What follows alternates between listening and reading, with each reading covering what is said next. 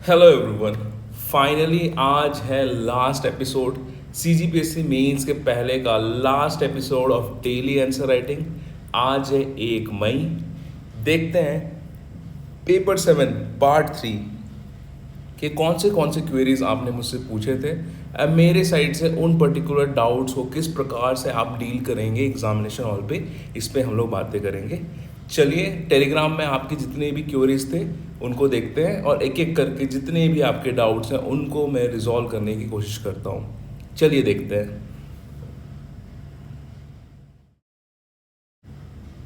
तो दोस्तों आपके लिए थ्रेड चालू किया गया था CGPSC by NEET Telegram group में। तो यहाँ पे देखते हैं किस किस प्रकार के जो डाउट्स आप लोगों ने पूछे हैं पेपर 7 पार्ट 3 से रिलेटेड।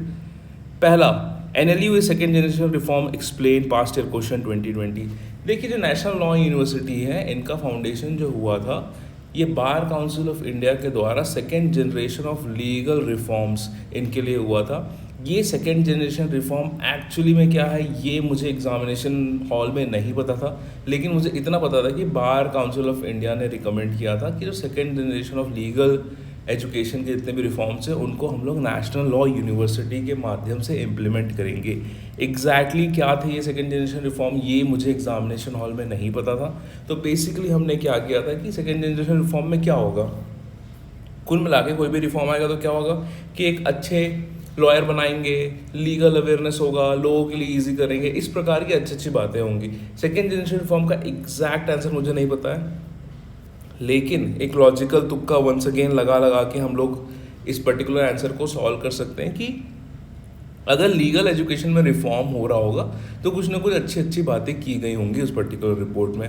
तो ये आप अप्रोच कर सकते हैं। इस प्रकार के जो स्पेसिफिक क्वेश्चंस हैं, अब मैं HNLU के बारे में पढ़ के गया हूँ, NLU के बारे में पढ़ के गया हूँ। अब इनका जो एकदम ही सेकेंड जनरेशन रिफॉर्म पूछ रहे बहुत ही स्पेसिफिक क्वेश्चन हो गया, बहुत ही डीप क्वेश्चन हो गया। तो इसका परफेक्ट आंसर एग्जामिनेशन हॉल में किसी के पास नहीं होता, आप अपने हिसाब से मैनेज कर सकते हैं। तो थोड़ा सा एक रफ आइडिया कि second generation reform legal education से कुछ अच्छे क्वालिटी ऑफ लॉयर्स निकालने के लिए हो होगी, तो इस टाइप से आप कर सकते हैं। इसका एग्जैक्ट आंसर के लिए आप गूगल कर लीजिएगा। एग्जामिनेशन हॉल में मैंने कैसे हैंडल किया था ये मैंने आपको बता दिया। बुक लिस्ट क्या फॉलो करें, बुक लिस्ट ऑलरेडी स्टडी आई क्योंकि उसमें है। मैं रोज़ देखता हूँ, रोज़ 1 या 2 बंदे पूछते रहते हैं कि बुक लिस्ट बता दीजिए। मैंने कई जगह बता दिया, टेलीग्राम के फाइल्स में पड़ी हुई है book list, study I Q education के चैनल में पड़ी हुई है बुक लिस्ट, मेरे 1.5 ईयर स्ट्रैटेजी में मैंने बुक लिस्ट दे के रखी है, तो उसको आप चेकआउट कर लीजिए। Explain the linkage between skill development and productivity of workforce. देखो अब ये क्या ओपन एंडेड क्वेश्चन है। Explain the linkage between skill development and productivity of workforce. ठीक है, तो स्किल डेवलपमेंट बेसिकली क्या होता है कि किसी भी इंसान को अगर आप नॉलेज दे दोगे, ट्रेनिंग दे दोगे, एक्सपीरियंस दे दोगे किसी भी काम करने के लिए, तो वो उसको एफिशिएंटली करेगा and to a minimum acceptable quality produce करेगा। ठीक है, तो अब देखो linkage between skill development and productivity of workforce, इसको आप ऐसे सोचिए कि अगर स्किल डेवलप हो जाएगा तो प्रोडक्टिविटी कैसे इंक्रीज होगी। सबसे पहले एफिशिएंसी इंक्रीज हो जाएगी, नॉलेज इंक्रीज हो जाएगा, उसकी जो फ्लेक्सिबिलिटी है to accept new methods of production वो इंक्रीज हो जाएगा। उसके बाद इस प्रकार के जो अगर स्किल्ड वर्कफोर्स है तो उनको कोई भी नया स्किल सिखाने में आपको ईजी होगा।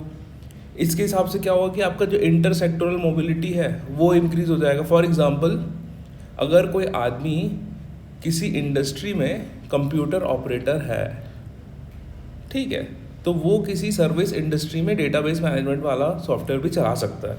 तो इस प्रकार के जो स्किल्स है, तो इस प्रकार से आपको लॉजिकल चीज़ें बोलनी है, मतलब छोटी छोटी मगर मोटी बातें कहनी है, जो बहुत ही ऑब्वियस सी चीज़ें हैं ना उनको आप फिगर आउट कर लीजिए, तो वहाँ से आपका आंसर निकल आएगा। तो इस linkage between skill development and productivity of workforce आप ये सब कर सकते हैं। इसमें आप ये भी देख सकते हो कि भाई अगर स्किल डेवलपमेंट हो गया तो न्यू इक्विपमेंट को चलाने की एबिलिटी भी उसमें आ जाएगी, जिससे हम लोग प्रोडक्टिविटी इंक्रीज कर सकते हैं।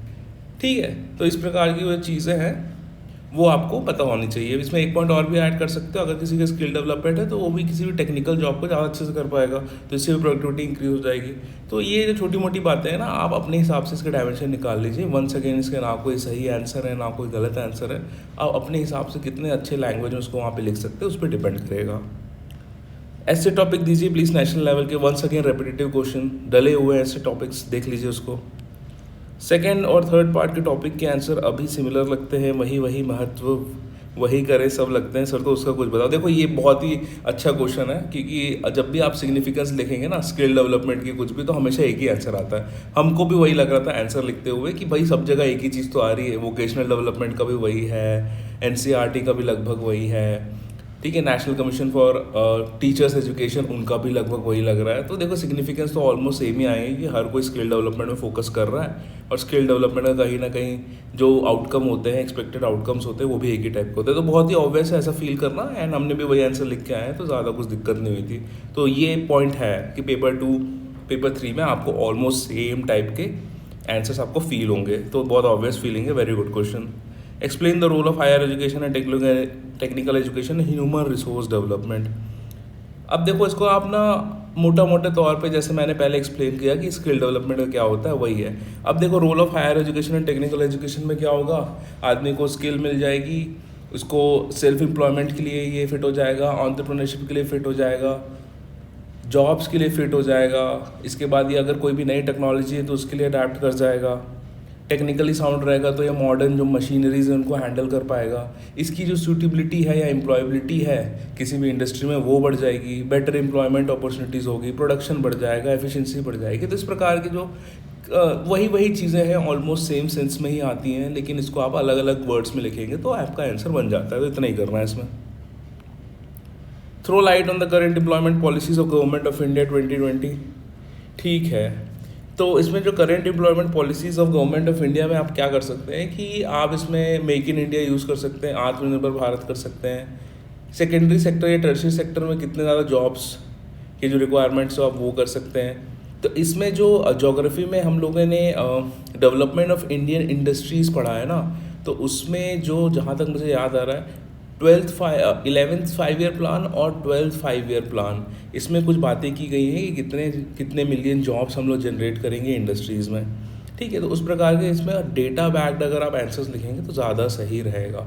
बाकी ऐसी ब्रॉडली करंट एम्प्लॉयमेंट पॉलिसीज़ तो मुझे अभी क्लिक नहीं कर रहा है कि क्या क्या चीज़ें हैं, लेकिन इसमें अगर आप थोड़े से डेटा डालेंगे, थोड़े से कुछ कीवर्ड्स डालेंगे, आत्मनिर्भर भारत अभियान, ठीक है, उसके बाद फिर मेक इन इंडिया का कॉन्सेप्ट हो गया, एमएसएमईज़ में क्या चल रहा है, तो सेक्टर वाइज इसको डिवाइड कर लीजिए और डेटा से बैक कर लीजिए, तो मोर और लेस एक ठीक ठाक आंसर बन जाएगा। तो वो आप कर सकते हैं।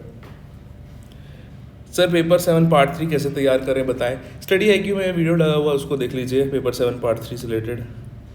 Vocational training and education. देखो वोकेशनल ट्रेनिंग का मतलब क्या है कि आपको किसी भी पर्टिकुलर स्किल में उसको स्किल करना है। मतलब कुल मिला के हो सकता है वो होटलिंग में हो सकता है, ड्राइविंग में हो सकता है, वुड क्राफ्ट में हो सकता है, कारपेंट्री में हो सकता है। तो वोकेशनल ट्रेनिंग का कुछ मिला के ये है कि उसको एम्प्लॉयमेंट और सेल्फ एम्प्लॉयमेंट अपॉर्चुनिटीज़ आपको देनी है। और वो पर्टिकुलर कोर्सेज करवाने वाले बहुत सारे इंस्टीट्यूट्स हैं, पॉलीटेक्निक हो सकते हैं, ITI हो सकते हैं, तो उसके हिसाब से आप वोकेशनल ट्रेनिंग कर सकते हैं। वोकेशनल ट्रेनिंग का अपना मेक मुद्दा यही है कि लोगों में एम्प्लॉयमेंट और सेल्फ एम्प्लॉयमेंट जो अपॉर्चुनिटीज़ हैं उनको हमको जनरेट करना है, दैट्स इट। ठीक है, तो इसके अराउंड घुमा घुमा के आंसर लिख दीजिएगा, बन जाएगा वहाँ पे जाके। सर अटेम्प्ट के बारे में भी इन्फॉर्मेशन दीजिए, इंटरव्यू में 5 अटेम्प्ट होते हैं क्या। ऐसा तो कुछ नहीं है, एज है 38 तक, जहाँ तक मुझे याद आ रहा है अभी, तब तक आप 5 बार दीजिए, 15 बार दीजिए, 20 बार दीजिए, कोई दिक्कत नहीं है उसमें। जब तक आपकी एज लिमिट है तब तक आप इंटरव्यू दे सकते हैं, इंटरव्यू में ऐसा तो कोई लिमिट नहीं है। ठीक है, दूसरा थ्रेड देखते हैं हमने जो पूछा था। All right, sir how to deal with this की terms availability of skilled human resources, employability and productivity of human resources, various trends of employment, role of various institutions and councils in human resource development as higher education and national commission for research। आपने तो सभी लिख दिया है syllabus का portion. तो देखो इसमें क्या करना है ना कि स्किल डेवलपमेंट होता क्या है, उसकी रिक्वायरमेंट क्या है, उससे ह्यूमन डेवलपमेंट कैसे हो सकता है, ये सब चीज़ पे बातें करनी है। कॉल मिला के स्किल डेवलपमेंट होता क्या है। स्किल डेवलपमेंट का मतलब ये होता है किसी भी इंसान को आप नेसेसरी नॉलेज, ट्रेनिंग और एजुकेशन एक्सपीरियंस दे देंगे तो उस पर्टिकुलर काम को वो अच्छे से कर लेगा। फॉर एग्जांपल जैसे मैं एक स्किल्ड ह्यूमन रिसोर्स हूँ, मेरे पास नेसेसरी नॉलेज है CGPSC से रिलेटेड, एक्सपीरियंस है CGPSC से रिलेटेड, एंड ऑनलाइन एजुकेशन की ट्रेनिंग है कि किस प्रकार से मैं अपनी बातें डिजिटली लोगों तक पहुँचा सकता हूँ। तो मैं हो गया एक स्किल्ड ह्यूमन रिसोर्स। ठीक है, तो इससे क्या हो गया कि अब देखो employability and productivity of human resource. देखो सीधी सी बात है, अगर मेरे पास CGPSC का नॉलेज नहीं होगा तो मैं आप लोगों को कैसे बता पाऊंगा चीज़ें। सिमिलरली अगर कोई इंसान है, उसको फैक्ट्री में काम करना है, असेंबली लाइन में काम करना है, तो उसको पर्टिकुलर चीज़ें पता होनी चाहिए कि कौन से बटन से क्या होता है। तो ये सब चीज़ें तो स्किल डेवलपमेंट होती हैं।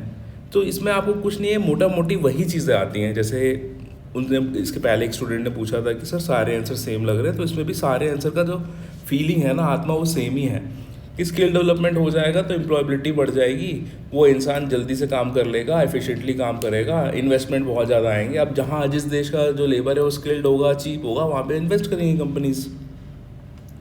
ठीक है, उसके बाद वो एम्प्लॉयमेंट भी कर सकता है, सेल्फ एम्प्लॉयमेंट भी ले सकता है, एंटरप्रेन्योरशिप क्वालिटी भी कर सकता है, इनोवेशन भी कर सकता है। ठीक है, तो इस प्रकार की जो चीज़ें हैं ना, तो वो हो जाएगी। तो इसको ऐसे ही डील करना है। और जितने भी एजुकेशनल इंस्टीट्यूट्स हैं, उनके विजन मिशन और बेसिक जो फंक्शन है, कार्यप्रणाली, उसको आप देख लीजिए, स्ट्रक्चर। इतना ही करना है, ज़्यादा नहीं करना है। सर अटेम्प्ट के बारे में बताइएगा, थोड़ा डाउट है इसको लेके। ओके सर, विच की must be dealt in detail central and state level. State level में तो जितने भी न्यूज़ में उनको पहले डील कर लो, और इकोनॉमिक सर्वे में जितने हैं उनको डील करो, डैट्स इट। सेंट्रल लेवल पे एक बार रूसा पूछ दिया था, राष्ट्रीय उच्चतर शिक्षा अभियान। उसी तरीके से मेरे को लगता है कि new education policy is good, new education policy किया जा सकता है। एंड एक बार आप ऐसा करिए कि IAS पार्लियामेंट का जो कंपाइलेशन आता है गवर्नमेंट स्कीम्स का, उसमें देख लीजिएगा कि मोटा मोटी कौन सी चीज़ें हैं। जैसे आत्मनिर्भर भारत अभियान हो गया, इन सबको मोटा मोटा देख लीजिएगा। तो IAS पार्लियामेंट की एक PDF आती है जिसमें स्कीम्स दिए रहते हैं, तो उनको ऊपर से एक बार देख लेना कि कौन सा स्किल डेवलपमेंट और एम्प्लॉयमेंट के लिए आए हुए हैं, और उनको थोड़ा थोड़ा पढ़ लेना ऊपर से, ताकि उससे टूटा फूटा आंसर कुछ लिख पाओ। उसको रटने का तो कोई सेंस नहीं है अभी, लेकिन जैसे रूसा था, ठीक है, राष्ट्रीय उच्चतर शिक्षा अभियान, न्यू एजुकेशन पॉलिसी, तो ये सब काफ़ी एक्सपेक्टेड टॉपिक्स, तो इनको आप पढ़ सकते हैं। ओके, लास्ट में हर्ष गुप्ता का कहना है कि sir all of your suggestion have been very fruitful. I want to ask you about the psychological aspects which revolve around those 4 days, how to handle the pressure in the last 1 week before the mains, how to be mentally alert and at our 100% for the second half of mains in those 2 hours break. We generally ruminate about some questions from the first half of mains thinking we could have written it in a better way and waste those 2 hours. इस पे बात करेंगे आने वाले दिनों में। आज paper 7 part 3 पे स्ट्रिक्टली बात कर रहे थे हम लोग। इस पे जो ये बहुत ही इंपॉर्टेंट एस्पेक्ट है, very good question and very underrated aspect of CGPSC examination, कि उन 4 दिनों में कैसे हैंडल करेंगे, इसके बारे में लगातार बातें होंगी मई के महीने में। एंड यही नेक्स्ट टॉपिक है। डेली आंसर राइटिंग आज ख़त्म होती है। इसमें जितनी भी टेक्निकलिटीज़ थी वो हमने बता दिए हैं, एंड ये टेक्निकलिटीज़ मान के चलिए they are not more than 30 to 40% of your CGPSC result. बाकी का जो 50-60% है वो एग्ज़ाम टाइम अवेयरनेस है, जिस पे हम लोग बातें करेंगे। वो एग्ज़ाम टाइप का प्रेशर हैंडलिंग है, जिस पे हम लोग बातें करेंगे मई में। और उन 1 महीने में किस प्रकार से अपने आप को गेयर अप करना है, इस पे भी हम लोग बातें करेंगे।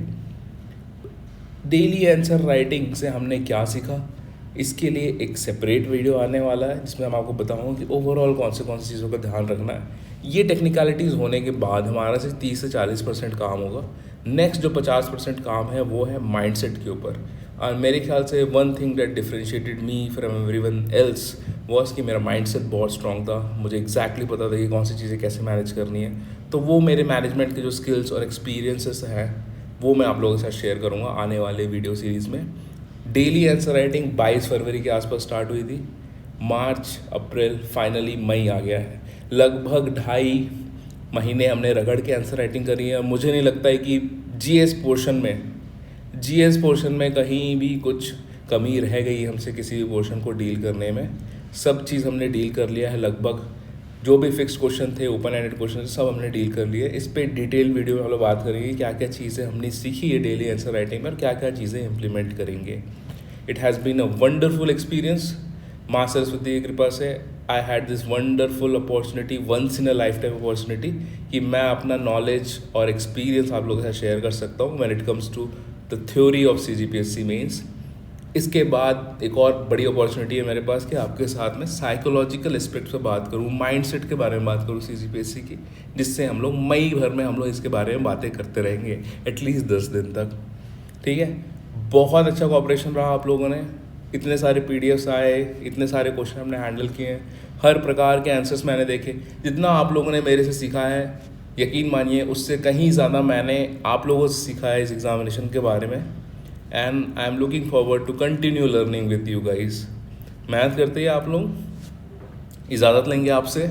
It was a wonderful series, लेकिन इस पर हम लोग अभी विराम देते हैं। मिलते हैं आपसे मेंस के बाद डेली आंसर राइटिंग वीडियोस के लिए। Thank you for your cooperation. I wish you all the best. माँ सरस्वती करे कि आपके जितने भी सपने हैं, अगर आपने मेहनत करी है तो वो पूरे हों। इजाज़त लेंगे आपसे। जय हिंद।